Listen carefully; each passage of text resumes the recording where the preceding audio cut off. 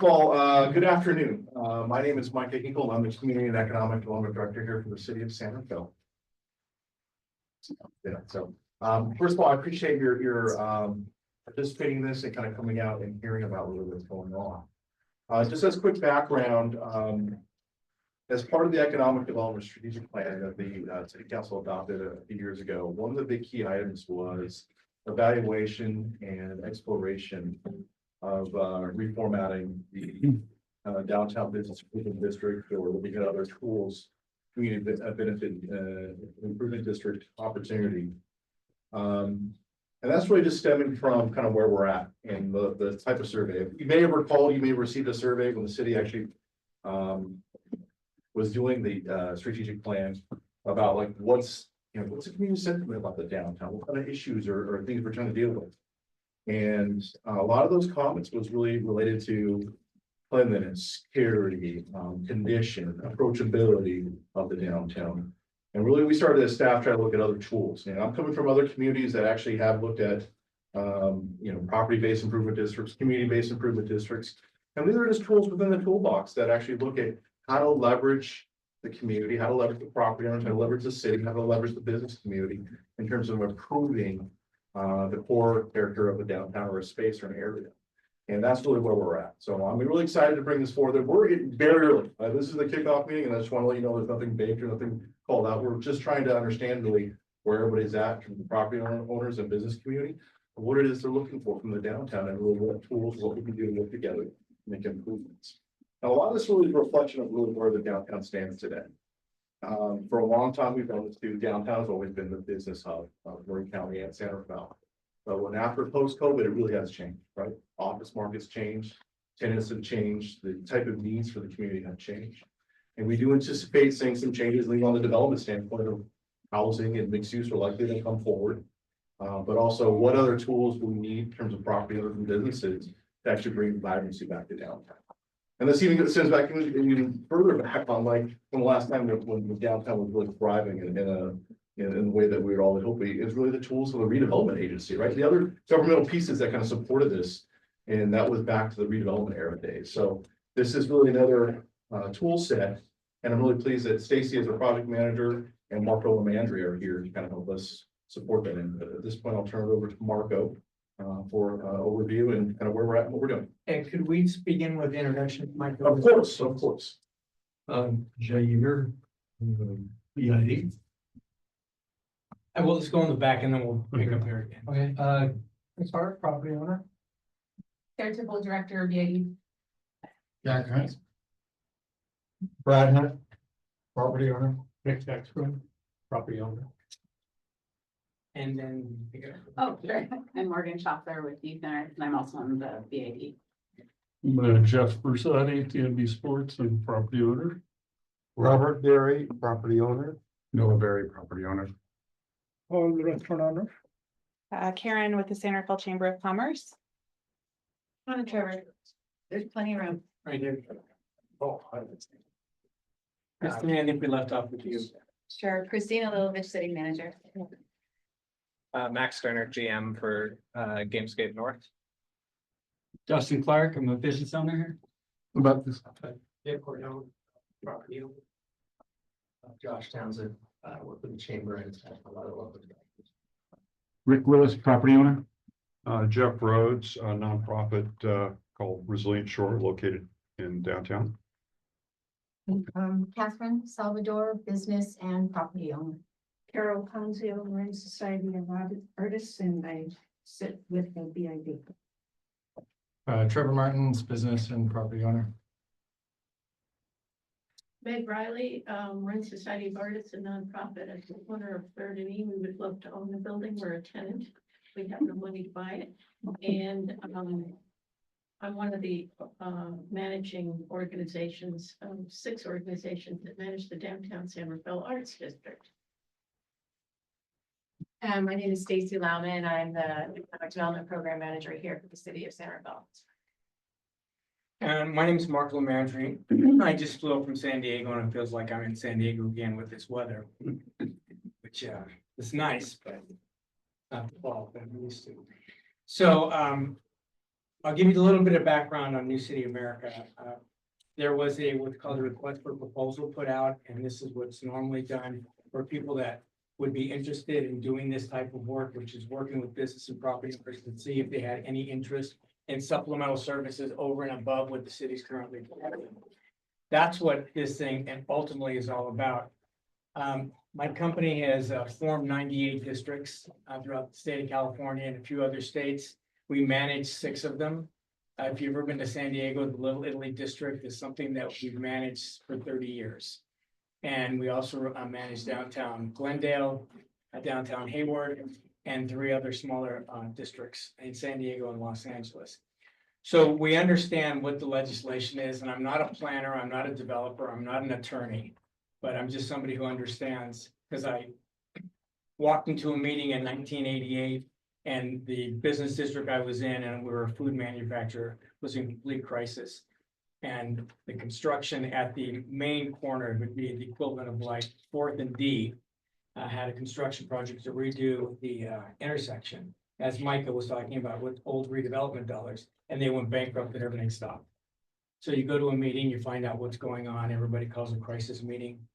And then when I walked back to our manufacturing plant with, my wife says, "How was the meeting?" I said, "Meeting was fine, but now I'm the president." And that's how I got involved in all this stuff, is that people need to be organized somehow, whether it's through a chamber or through a merchant-based business improvement district.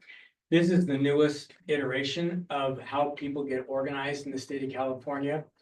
Something called Proposition 218 was passed in 1996. It was put forward by the Jarvis people. They wanted to ensure that there was some regularity in terms of the way general taxes, sales taxes, and property assessments were governed in the state of California. So everything that we're working on right now is part of the state constitution. The state constitution is interesting in that it says if you create a property assessment district in the state of California, that there's really no petition required under the Constitution. There's no term to this, but you can only assess property owners for what's called special benefits. Special benefits are those things over and above what the city provides through its general benefits. General benefits are paid by property taxes, sales taxes, hotel taxes, fees, etc. So that's the pot of money that the city uses. And so, for example, I would go up and down 4th Avenue and I would look and see you have the stringing lights going back and forth across the street. That's not done all throughout the city. That's done primarily because this is the historic downtown. People have a spiritual tie to this downtown. It's really the critical mass of retail, restaurants, etc., for I think the entire region. And that's showing the city's doing over and above what most districts will get, because you won't see that east of the 101. It's something that redevelopment might have paid for, the city's paying for it out of the general fund. A few years ago, we had what's called ARPA funds, and those were the funds that were trying to mitigate the impact of forced government shutdowns due to COVID. So there's a lot of money rolling through the economy, particularly the states, counties, and cities, and all that's gone. It has to be expended by 2026. But the question really becomes ultimately, and I'm not trying to sell you on anything, I'm trying to explain this process to you. And then I'll walk you through a survey. But right now, the first thing I would bring your attention to is the last 2 pages of your packet. And I believe that you'll see the map. So you'll see on the second to last page, we're basically on the west end of the study area. And then if you go to the last page, we're on the east end of the study area. And you'll say, well, that's much greater than downtown. But in working with Micah as well as Stacy, they wanted to cast the widest net possible to see who was interested in seeing if people were supportive of supplemental services. So we just decided to do everything and look at everything. What we don't know at this point is where a level of support is, and I'll get into that in just a second.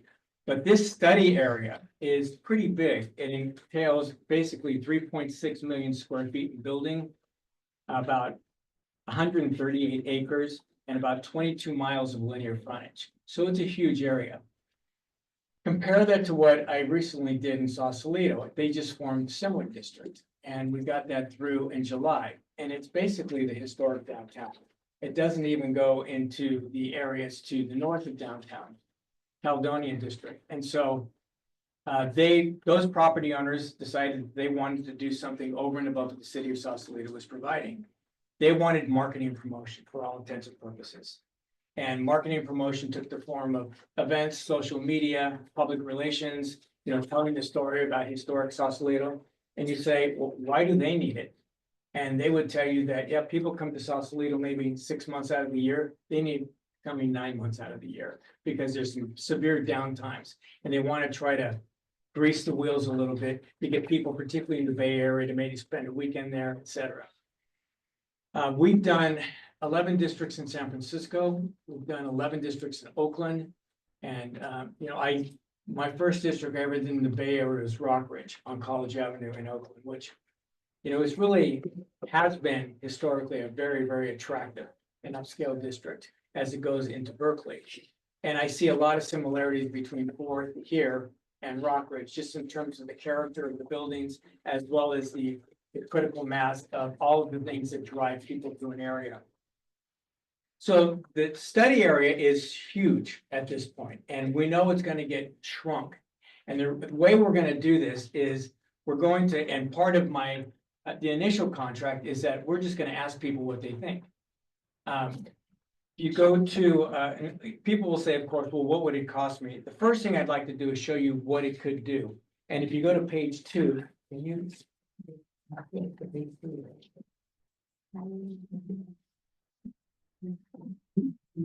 This was, I know that Stacy had put this out to a lot of people. So if you're in Sausalito at this point and you say, what do they want? You can't right now. Okay. If you look at the first box, demand creation is what they really wanted. They wanted to create demand to visitors that come and stay in the hotels, go to the restaurants, come there for events, etc. So they came up with a budget about a little over $250,000. 132,000 of that, 55% is for demand creation, or more or less what some people will say marketing and promotion. Infrastructure improvements are really cleaning and maintenance in the downtown area, about 27%. Then there's going to be an entity to run it, and that would be an individual. It looks like, God bless you. It looks like the chamber might be running it in Sausalito. They still have to put out a proposal for that. And then we always put in the contingency reserves. The interesting thing about the state constitution, it says nobody's exempt. So it doesn't matter who you are. You can be the city, the county, school district. If you derive benefit, then you pay. So if you know Sausalito and you know, as you go a little bit north, there's one parking lot after another parking lot after another. Those are all owned by the city. City's paying into the district just like any other property owner is. So nobody's exempt. Sometimes the city play anywhere from 20 to 25% because most cities have their city hall or maybe their county seat within the city. I did Santa Rosa about 8 years ago, and the county seat as well as the city are all based in downtown Santa Rosa. So this is an example of what those property owners wanted to do. Civil sidewalks are things that more or less deal with everything from the curb to the property line. Cities normally deal with street to street or curb to curb, which is basically the street. Many times that I know that there's frequent pressure washing, at least in the core area of downtown. But in the maps that I showed you, it's not being done all throughout. And it's being done at a different frequency of services. The city's not required to do that. The city does that because they want to make sure that downtown, particularly before the movie, what am I thinking? What you're going to be doing this month? No. The film festival, thank you. Certain things are, my brain's too warm today from the heat. But they want to make sure that everything looks pristine so people not only come to downtown, but they'll come back and they'll see things that they haven't normally seen. So these are the types of services, and the reason why these are special benefits that are over and above what the city may be currently providing. Every city provides different levels of services. So a Santa Rosa might not be a San Rafael, might not be a Sausalito, but interestingly enough, the city of Sausalito doesn't provide a lot of services. If you go to page 3 of your packet, you see the method of financing. And one thing that I would like to discuss is that, well, what is this? What is it going to cost me? What services you're going to get? The services are primarily what you see on the previous page called civil sidewalks, which is cleaning up the area, trying to maintain it, beautifying it, and then marketing and promotion. So one is kind of defensive and the other one is more offensive. The offensive would be trying to attract new businesses and customers to the downtown. Most people will pay their property taxes based upon their assessed valuation. In California, it's a little bit unique. Your assessed valuation is set whether it's residential or commercial based upon when you bought the property. So if Stacy bought property in 1978, that's when Prop 13 passed, it can go up 2% a year. If I bought it last year, I'm paying a lot more, even though we might have the same lot size, the same building, the same frontage. I'm paying a lot more than she would be because of the assessed valuation under Prop 13. So you say in California, what does each parcel have in common? Usually has 4 things. One would be its lot size or its parcel size. Secondly, it would be its frontage, what touches the street. Number 3, it would be its building square footage. Is the building 1 story or 4 stories? And then probably it could be its use. Is it a church or is it a restaurant? Normally, you will not assess churches for their buildings if they're getting services on their linear frontage. And yes, they would pay into that because they're deriving a benefit. That's under the state of California.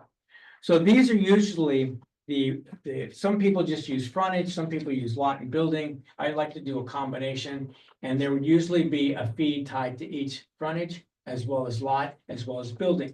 You combine all that, and that's what's called your weight. Well, the weight is important because eventually the property owners, if we get to that phase, because we're doing an investigation and then a formation phase, if we get to that point, the property owners would all have different weights.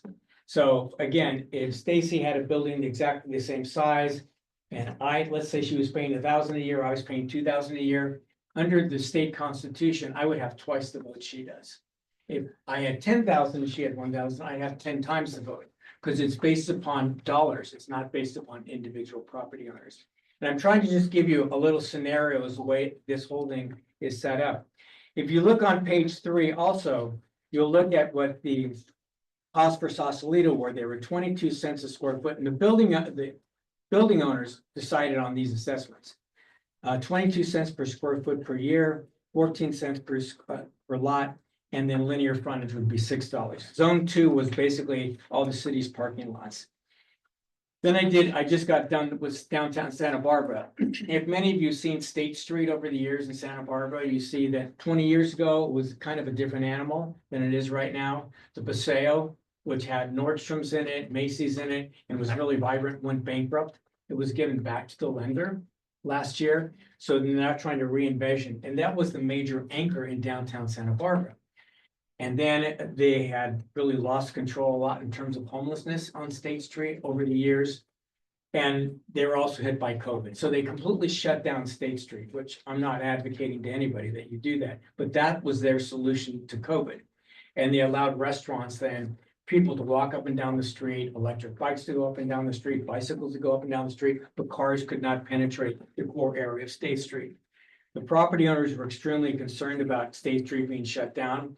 So they wanted to work to try to bring back what they had maybe 10 years ago or maybe 15 years ago on State Street. And so they decided to assess themselves too.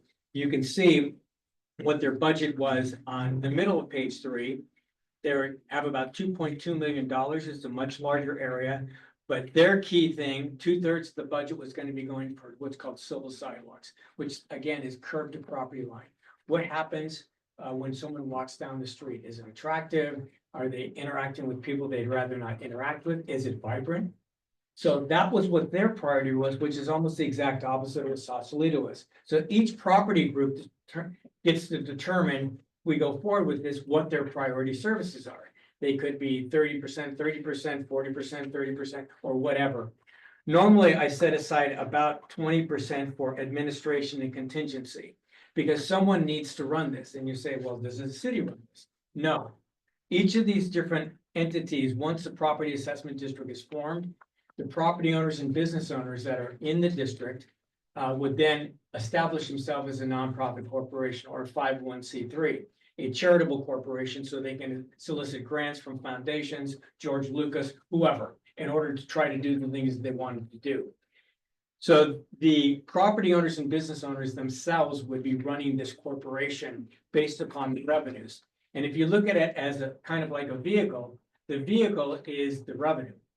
The vehicle is actually the corporation, the fuel is the assessments. And you usually have to have both. You currently have a bid, but I know that if you look at the bid budget, and I looked at it recently, there's not a lot of money in there to do a lot of these services. So would this complement the bid? I would think so. Would the bid stay there? That's not up to me. That's up to the bid. Different areas have different, like some of them keep their business improvement district and their property assessment district in place. Some do away with it. That's what they're doing in Santa Barbara right now, but that's up to the business improvement district board of directors for them to make that decision.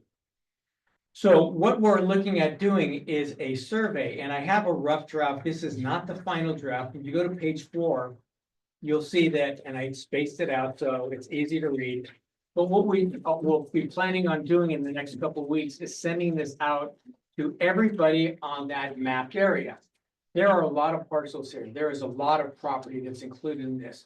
I think it's close to 600 parcel owners. Or property owners. So we'll have a cover letter saying this is what we're looking at. And it's very similar. I'm doing one in San Luis Obispo as we speak right now. And talks about how this is special benefits. We don't want to imply that this is something new that has no funding base.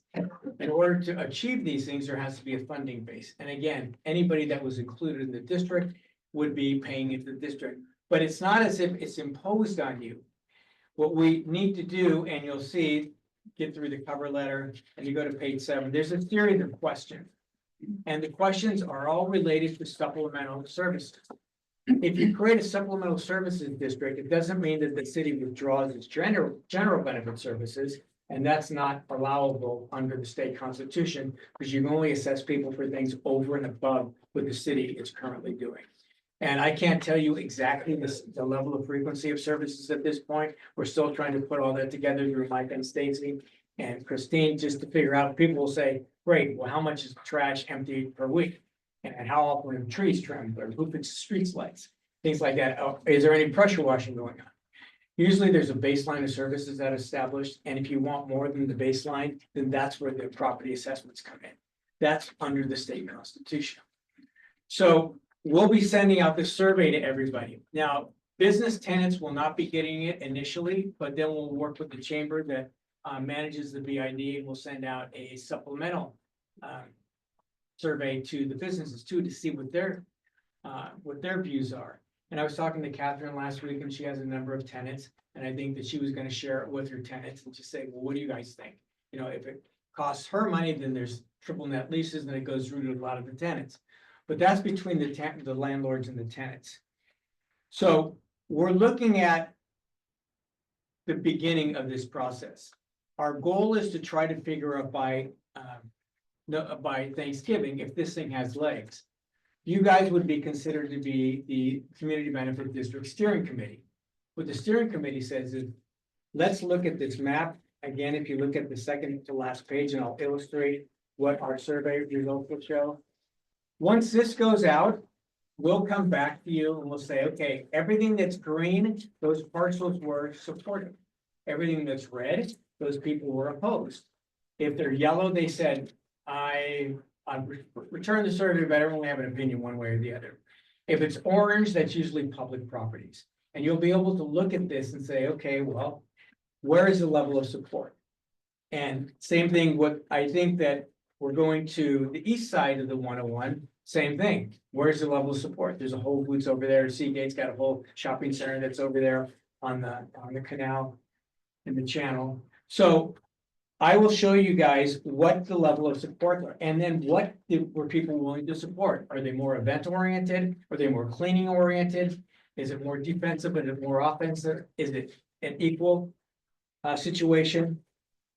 If we get 30% based upon this map or an amended map, if we get 30% of the lot size, 30% of the building square footage, and 30% of the building square lots, linear and building square footage, all to say, yes, this looks, we're open to this. We think this makes sense.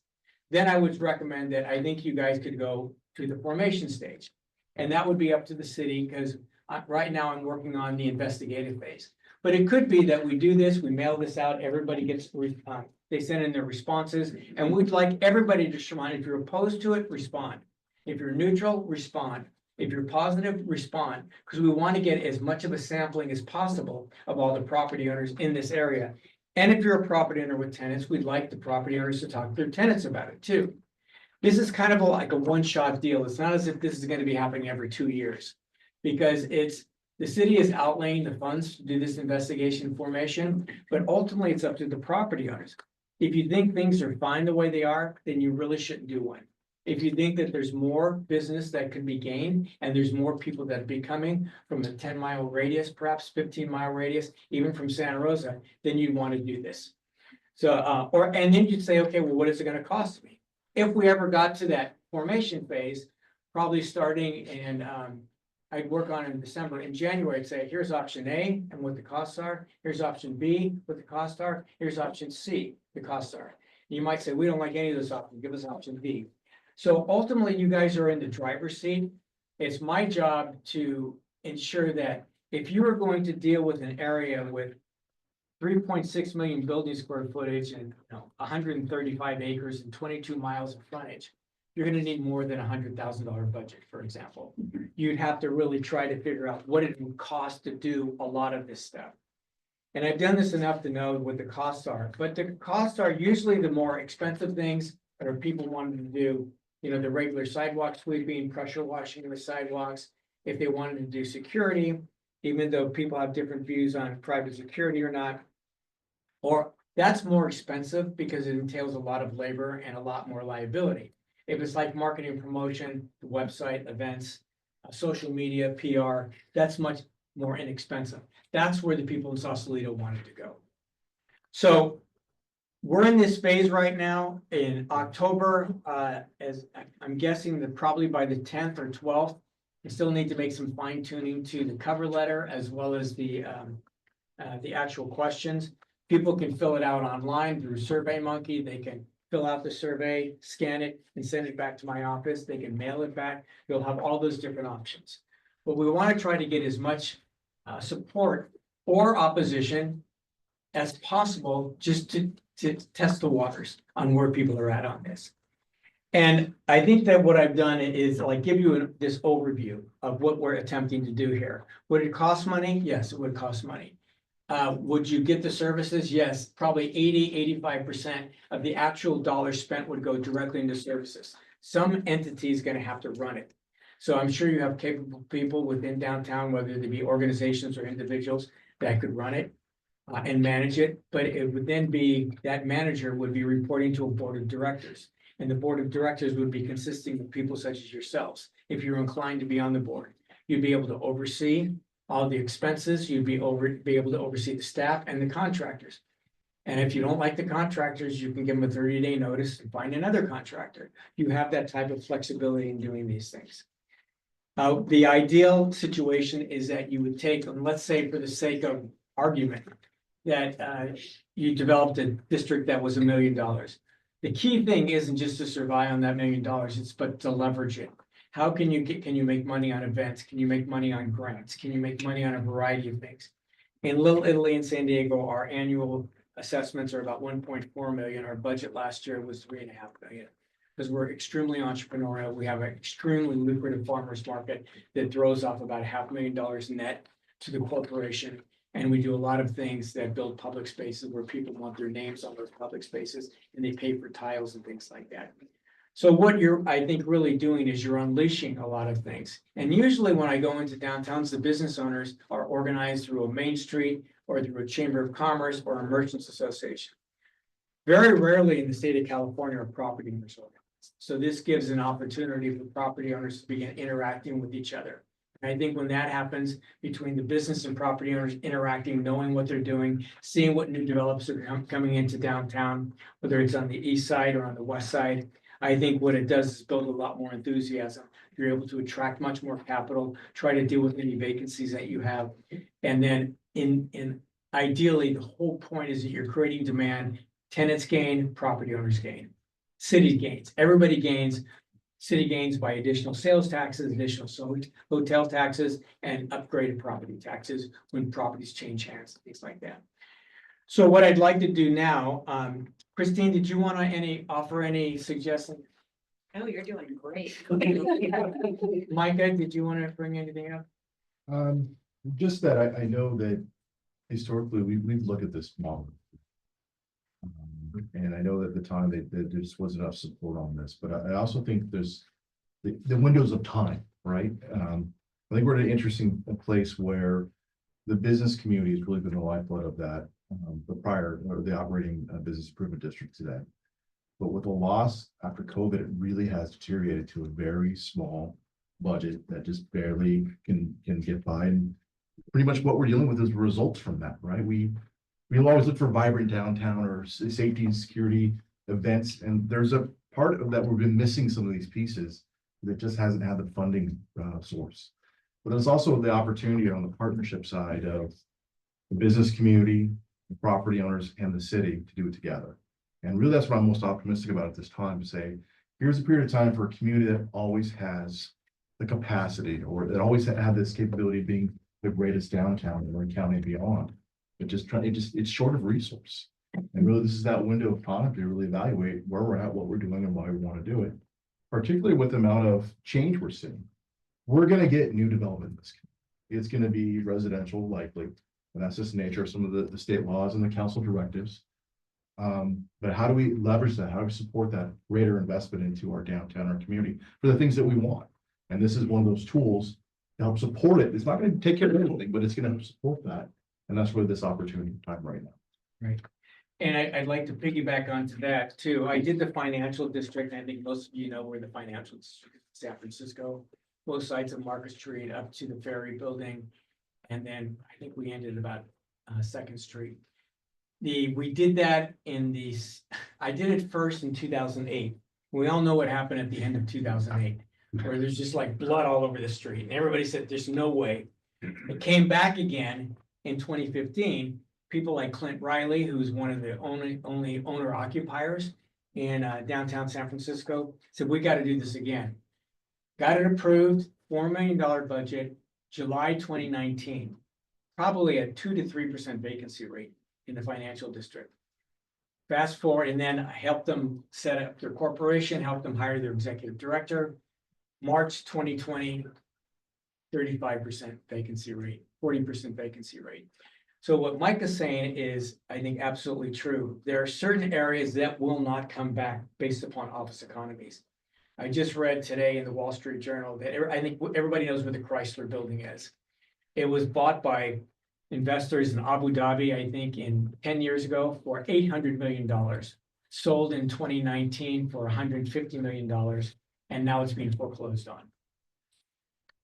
That's one of the most iconic buildings in the country. It's just an unbelievable building. And you see what's going on in San Francisco? The office economy really drove downtowns from 1945 to 2020.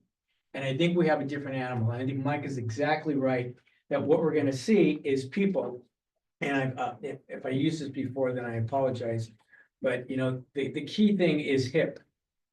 What that means is people who have, young people are hip, they want to live in a downtown environment where it's culture, there's restaurants, there's coffee shops, there's bars, it's walkable, it's attractive. Your downtown is exactly that.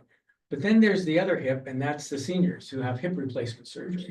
And so what they're looking at is a walkable community.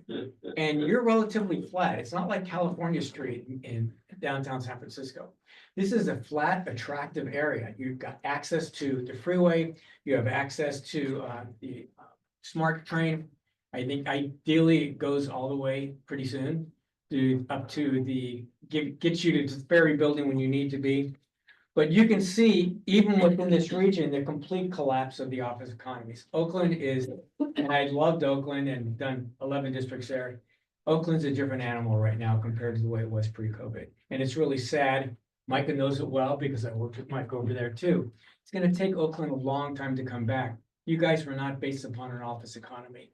And I think that the desire of a lot of people to build mixed use, retail on the bottom, as well as residential upstairs, is going to accelerate. And the more you're able to organize yourself and attract new capital to it. Little Italy has 75 restaurants. We didn't lose one during COVID. Because we were all over this thing to make sure that people could work out, they could eat outdoors, try to do as much activity as possible. But we had 7,000 residents that were living in the community that kept it alive. The residential component going from here on out in the next 30 to 40 years is going to completely change our downtowns and make them much more into downtown neighborhoods than just simply downtowns. So what I'd like to do now is open it up for questions. Yes. Marco, a couple of things I wanted to ask you about. My understanding of Proposition 218 is that one is only taxed for the benefits that they directly receive. Correct.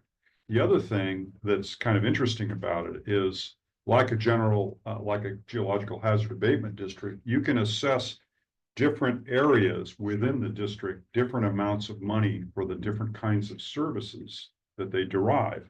So for example, if we look at 4th Street, it's this very linear street with very different character in different places. Right. And what the folks east of the freeway need may be distinctly different than what the folks between, say, Heatherton and East Street need, and what the folks at the West End need.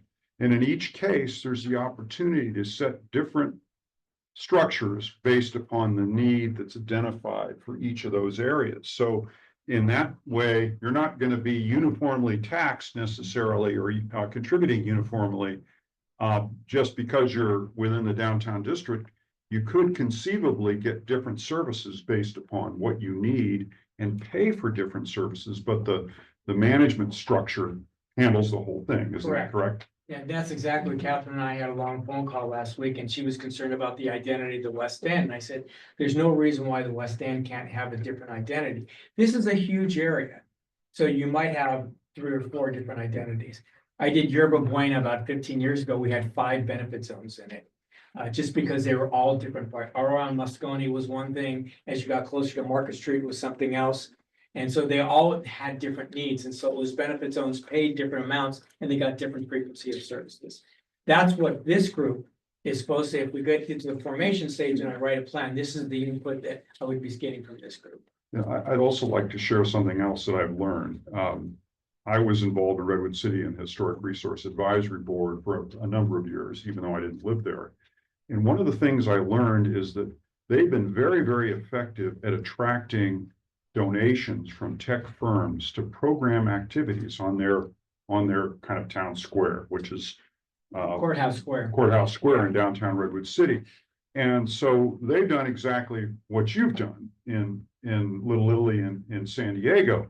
They've been able to attract additional revenue besides that which is contributed by the landowners in order to program activities that attract people downtown.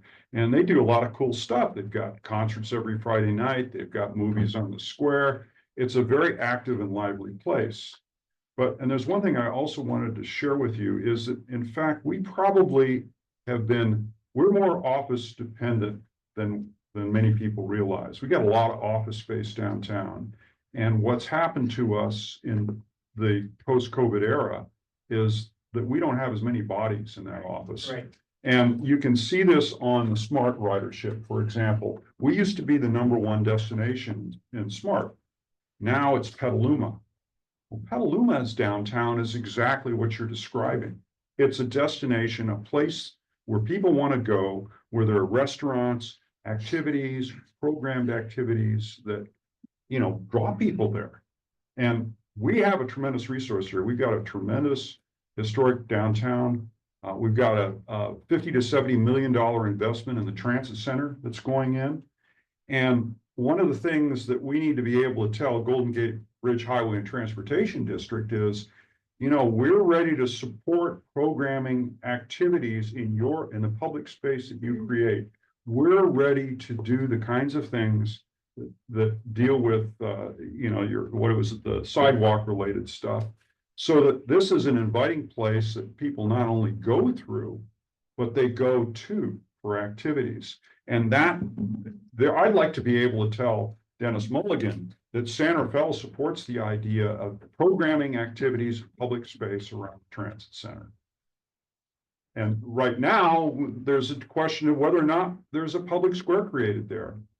What is the nature of the building, the public service building? Is there a tenant space with, some size?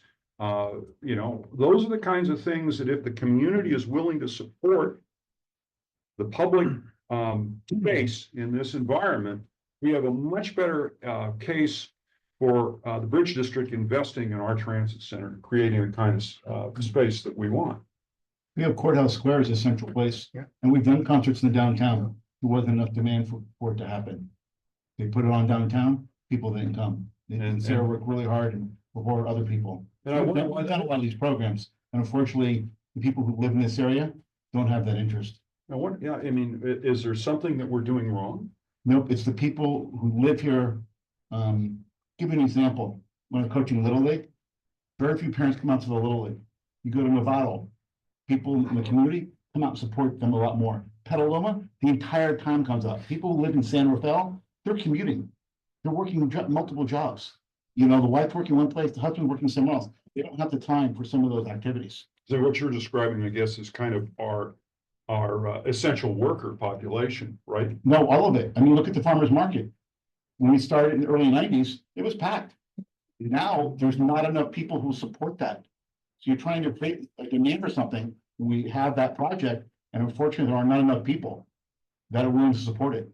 Interesting. It's very sad because the farmer's market was wonderful, Right. but the population shift of San Rafael has changed so much. I'm not talking the canal, I'm talking Terra Linda, the West End, Coastal Park. Those people's lives are different today than they were 30 years ago. And right now, while I'm seeing it, there isn't that demand.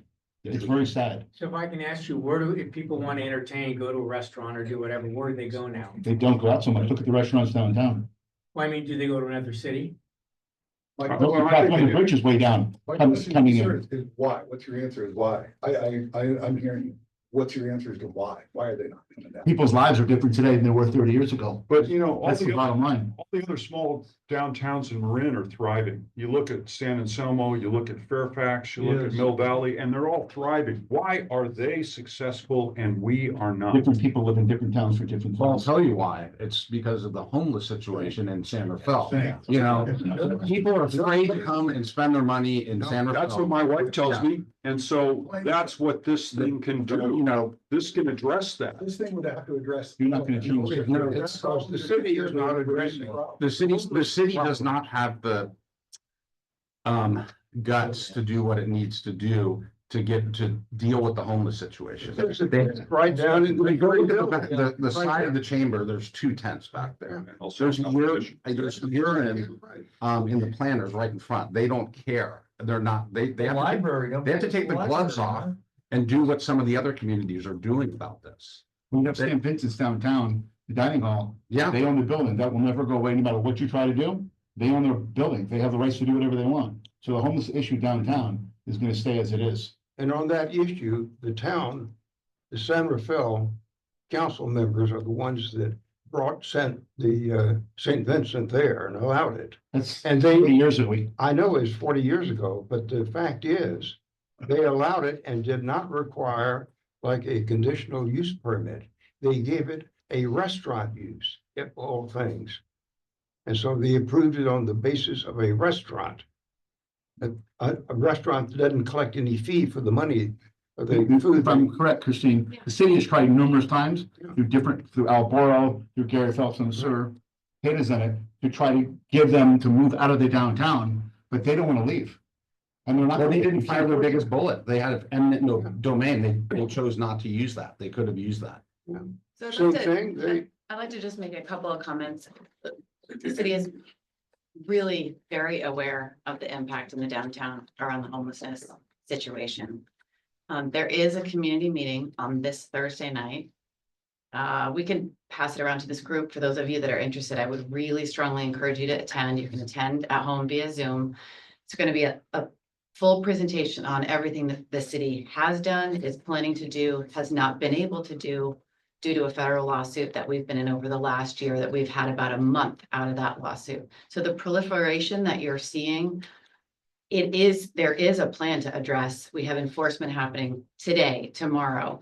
We have all along Anderson, people are from Rice to Anderson are going to be noticed and enforced. We have not had the ability to do that due to this lawsuit. Just want to just clarify that things are going to shift and change. Not going to happen overnight. And if you're interested in kind of learning more about what's happening in that space, I would really encourage you to come to that community meeting.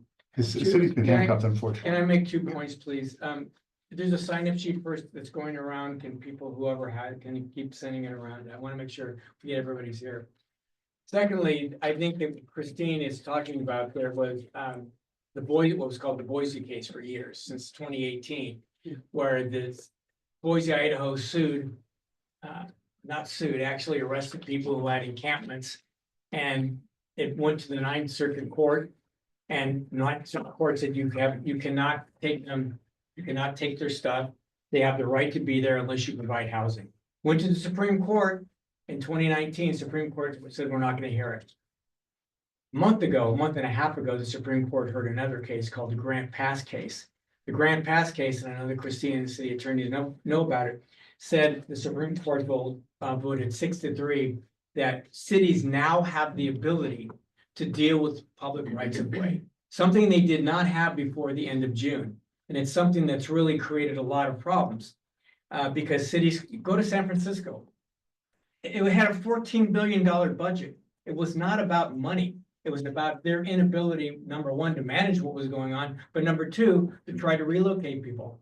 At this point, the Supreme Court has said that you don't have to have a place for them to go, but the city can actually cite them if they don't. Now, where are they going to go? So what San Diego's trying to do right now is open up some parking lots where you can give people tents so they can say, you can't stay here, but you can go there. I get it. I live and breathe this stuff all the time, all throughout the state of California. And everybody's pissed off about it. Downtown San Diego, which is a beautiful place, has a 30% vacancy rate, primarily because of this. Also, they have what's going on with the office economy at this point. Hey, Marco, I just want to make another clarification. You're talking about the Grants Pass case, which is really, really significant. Because of that federal lawsuit, the city had a camping ordinance to regulate the time, place, and manner of how and where people could camp in the city over a year ago. We were sued on that ordinance. In the Grants Pass case, San Rafael camping ordinance, local regulations was mentioned 3 times in a 6-hour hearing at the Supreme Court.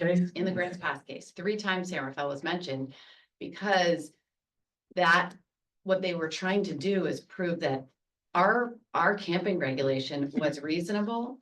But we needed the ability to regulate on public property, and the courts were not allowing us to do it. So they were trying to prove a point that actually effectuated the outcome, which I think is a positive thing in general of the Grants Pass case. So it's very complicated. And, there is a sanctioned camping program that's starting this week in downtown at the Mahone Creek Path. The reason it's there, I just want to clarify, you'll hear more on Thursday if you come, because I want to talk about homelessness all night. The reason it's there, the way we got out of that lawsuit, is we had to commit to allowing the people that sued us to stay in the general proximity of where they were camping. So we can't put them up in North San Rafael or in East San Rafael. They had to be within the general proximity. It's a temporary sanctioned camping area while we work very hard with the county to try to increase transitional housing and interim housing, which will really be the solution. Right, and I would say that, gentlemen, that you understand you have assets in downtown and the assets are probably degraded because of you're not able to fully exploit it because of this issue of what's going on in the public rights of way. So the question then becomes, you can point to the city and say it's the city's responsibility. The city is the hammer, but there also needs to be an organized community of business and property owners in order to work with the city. And we're doing that now in San Diego with what's called the San Diego Rescue Mission, where they go and they process people who have been living on the streets for a long time. This won't happen simply because the city has new rights and new laws. It really takes an engaged community to try to make sure that that type of activity that had been tolerated for years is no longer tolerated, and there are alternatives, and they don't see asking for food, asking for money to be the way of life. The BID tried to work on those propositions, and the number 1 issue is St. Vincent's. And until that gets moved out of the downtown, That's, nothing's gonna change in the downtown. And that's the magnet. There's That's services, where they get their there's food. And Yeah. River House gives them clothing and Laundry social services, mail services. services. So they're gonna come downtown because They everything's get here. showers and they have a brand new building in Ritter House, right in the core of the downtown. So the city has supported the very things that we're dealing with now. That's the cause of the problem.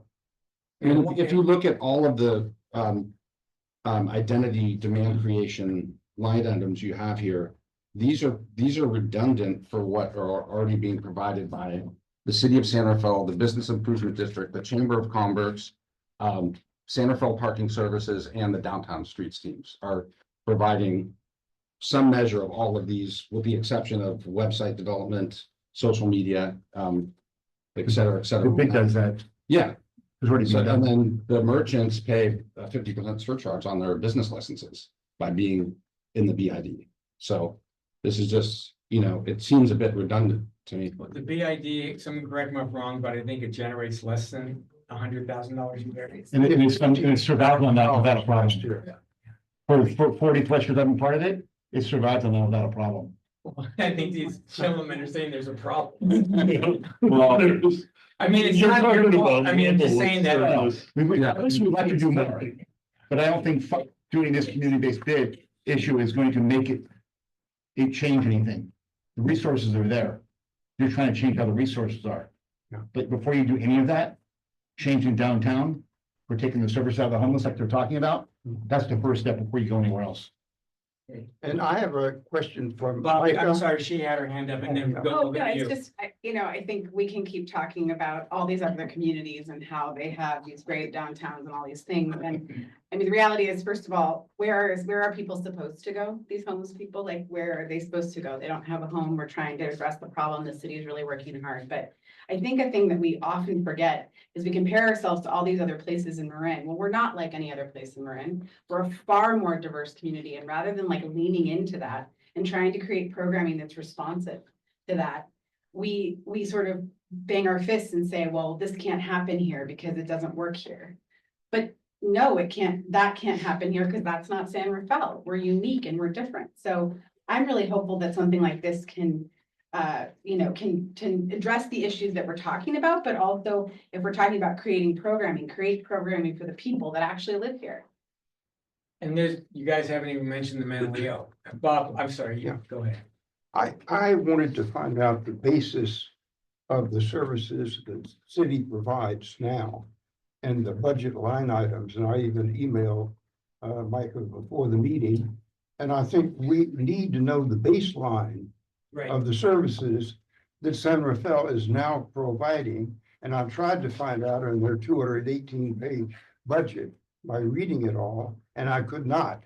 And so I would like to know how many times they sweep the streets and when do they, what do they spend on that? I couldn't find that in the budget. How much do they spend on cleaning the sidewalks? What do they do about the trees and the light maintenance? They have water and electricity on those little corner planting areas.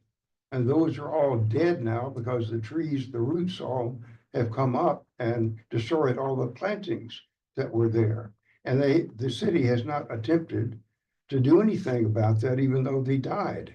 So there's a base level of services that we need to know about before we can make a decision whether we're going to tax ourselves additional money for services that are in excess of this basic service.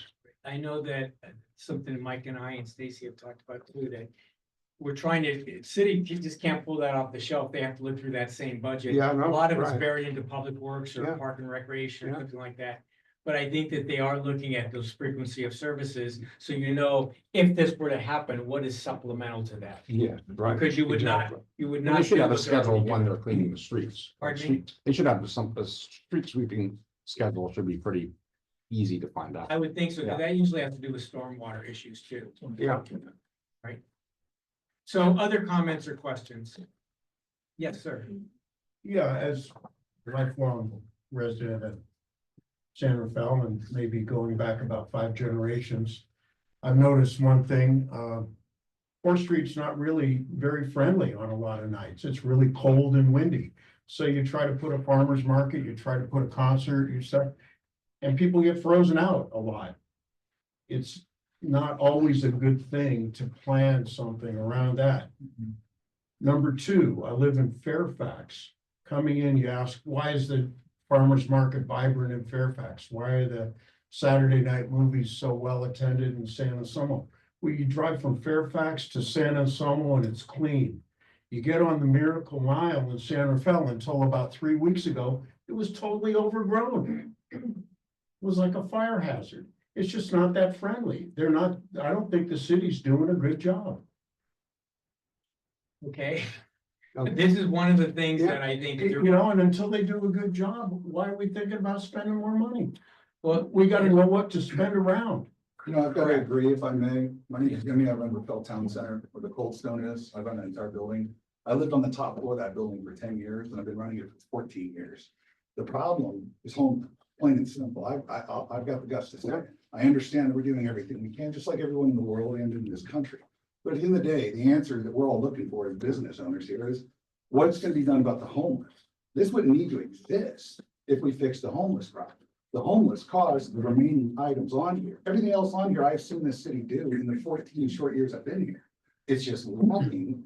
In 14 years, it's just shown decline. I've seen, I would say, an average of 500 to 600 customers looking for an apartment every single year in that building. And they all say the same exact thing. They don't know about downtown. They're scared of downtown. They don't want to go downtown. The reason your customers aren't going downtown is because of the homeless. The reason they're not going in Mill Valley and what were the other cities you mentioned? All these other beautiful downtown areas, they don't have a homeless problem. I've been to every area you're talking about, and that is the difference. They don't have homeless services in those cities. Now, I agree, the two homeless services are central point in downtown. That has been a big topic in my building, and unfortunately, they're on the east and west of it. So I get the center of the homeless down there, but moving those, I think, is gonna be harder to accomplish. I think just addressing the homeless is what the business owner, at least the business owner, needs. We run a pretty big business down there. That is our issue, and that is where our revenue stops. That is where all of my issues stem. So contributing assessments of similar to like an HOA, type program. I love the idea, but at the end of the day, if we don't fix the root problem, we're wasting money again and again and again. I didn't grow up here. I wasn't raised here, but I talked to everyone in the city. I've had the mayor rent space for me, the chief. I've had so many people in that building. All the who's who attorneys rent for me. And the same answer from every single person that I talk to is homeless. I took my kids to that same farmer's market you're talking about, and I stopped because of the homeless. Period. There's no gray area. It's not about the beautification of downtown and the overage and the overgrowing. It's because nobody wants to do anything about it. Sorry, I'll get off my soapbox. But there's, I'm with you. I'm not a politician. So I speak- But there seems, this whole political scene about homeless is unbelievable because, that just ties everybody's hands. However, when you talk about monetary and funds available, there's just a small thing, you have that state team that runs around. I call those guys all the time. You take advantage of it. I do. And then you get down to Mahone Park or the creek.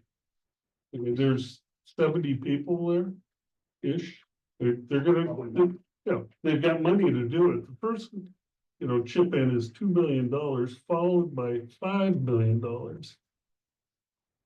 But do the math, we're talking 70 people. That's a lot of money. $47,000 per person. That's just one. It's almost $100,000 per person, so I'm kind of going, okay. And it's only for 12 to 18 months, and then it's all gone. I don't know what it's gonna do after 18 months. Are you gonna tear it up again?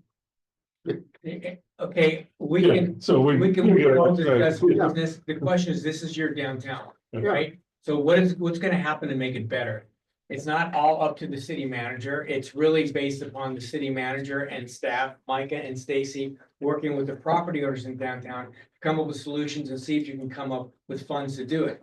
There's a strategy for doing it. I can't say there's a magic wand to all this stuff, but I think that if you don't get involved as property owners, even if you don't form the community benefit district, property owners should still be working together. They should still all know what's going on. If Mike has got a new development that's coming in downtown, you can say, come on, come on, let's look at this new mixed-use development.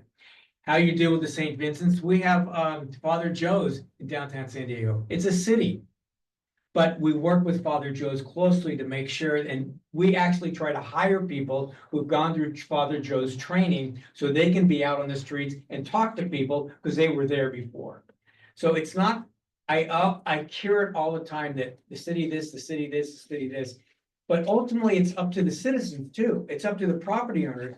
And if you think that the city's gonna solve it by itself, I don't think it's gonna happen. It's no criticism of Christine. It's just, it's a much bigger problem than just one city manager can be dealing with. And I would say that just stay together, continue to talk, continue to figure out, look at what things work and which ones don't work. Because there are people that are coming up with solutions that are able to mitigate this. I had 5 kids, I have 2 grandkids. Of course, I'm not gonna take them to a place where I think it's unsafe. But then do I just keep them away, or do I say, how do we make it safe? How do we make it welcoming? And I think that's what you guys have the power to do if you organize and you have some type of budget to really prioritize certain.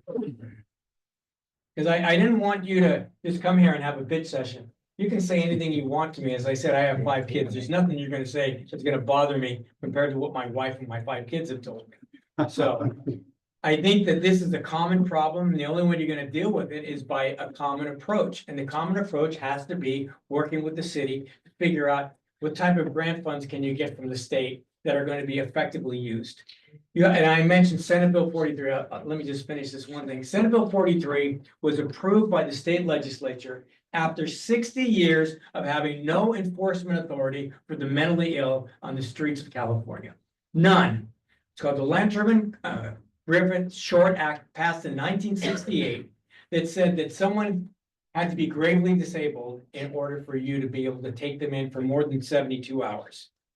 Okay, well, that meant they had to be a threat to themselves. Senate Bill 43, which has yet to be implemented, says that they redefined gravely disabled.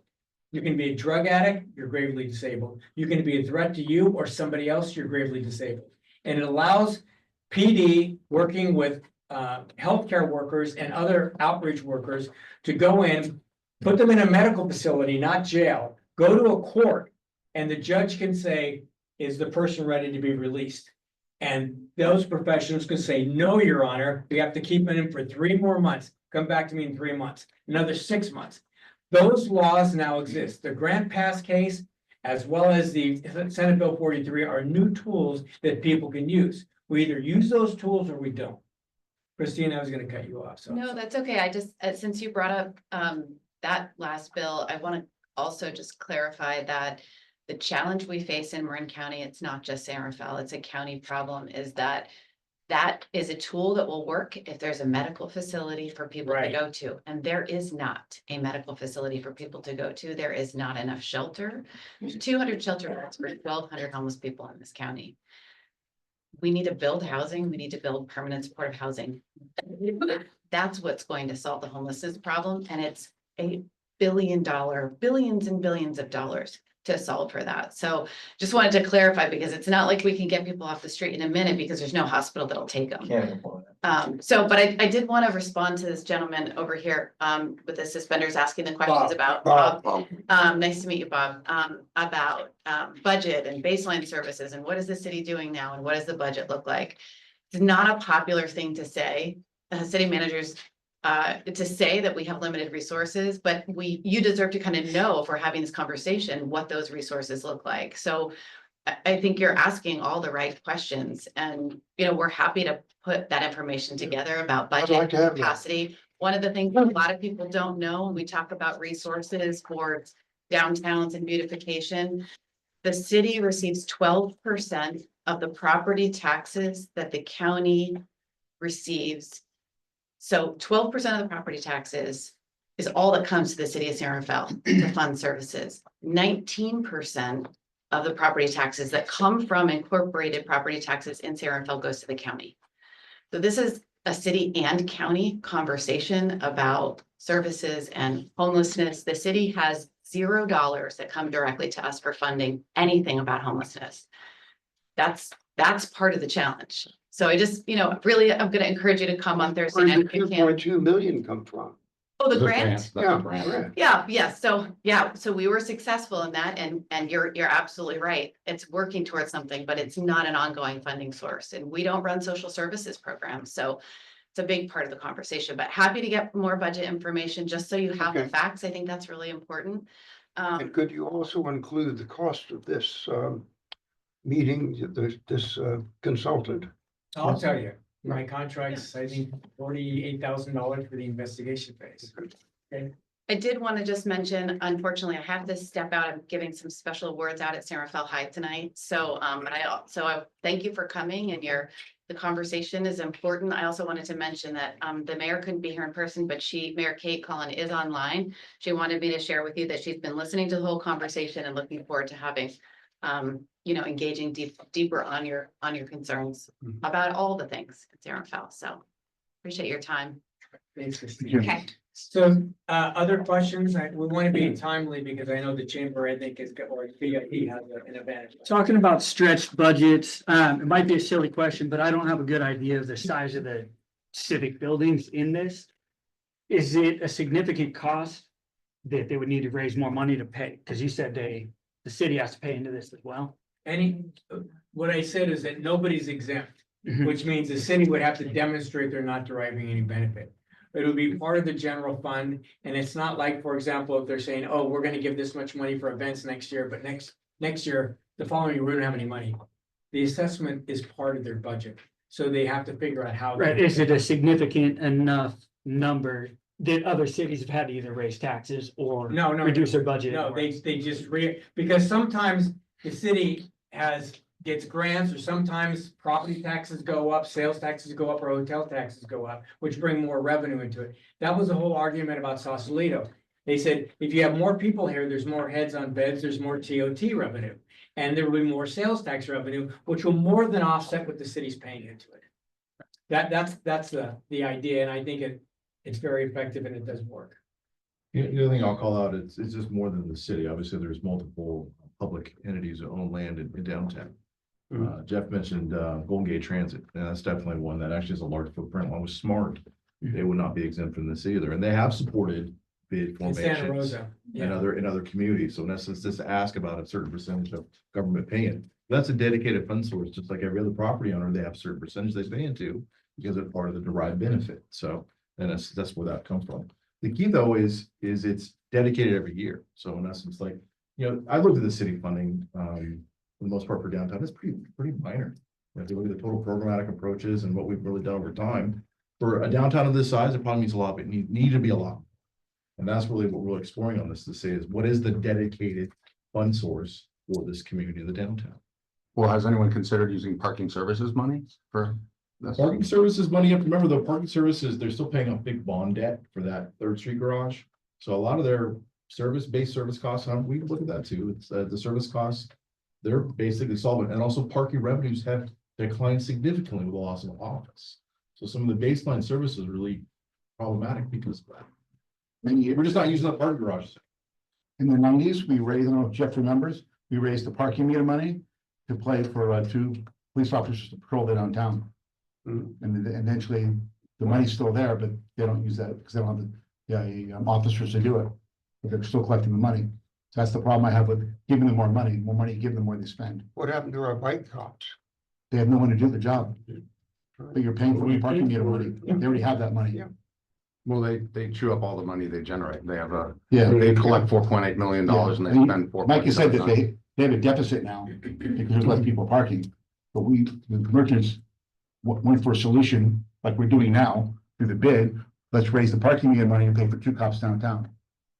That went away, but you're still paying for it. And that's my fear. You're gonna be paying for this. And you're, like you're saying, they're gonna replace city services out of general fund. With this, like he said, they become a homeowners association. That's right. And you're right. What's happening here?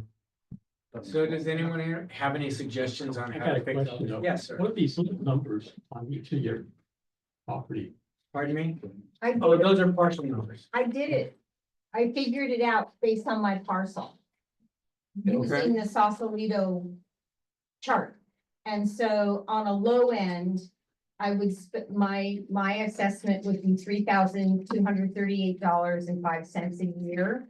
And on the high end, my assessment would be $4,447.51 a year. Well, So the higher the number, the higher the assessment or the lower? It was by the different- And the linear fee. I think I figured it out too, and I'd be paying $17,000 and 17,073, and that would get passed on to the retail tenants. Make it only for, it would pass it through to the Exactly. retail tenants. Exactly. So I just did And they wouldn't be very happy about that. So if you look at the pass-through is more or less, if it's gonna cost your tenant $2,000 or $3,000 a year more through triple net, the whole point of the district is for them to get extra $15,000 or $20,000 more. But they're already paying a 50% surcharge on their business license. So- That's correct. There's a schedule. Yeah, if you're inside the BID. right, it's $250 for the premium merchants. Yeah, it's I have it 550, here. yeah. I got it here. There it is, right there. I think before we even do this, I think the city needs to, Right. take the homeless services out of the downtown. And then after they were to do that, to change the homeless problem, then we can talk about this.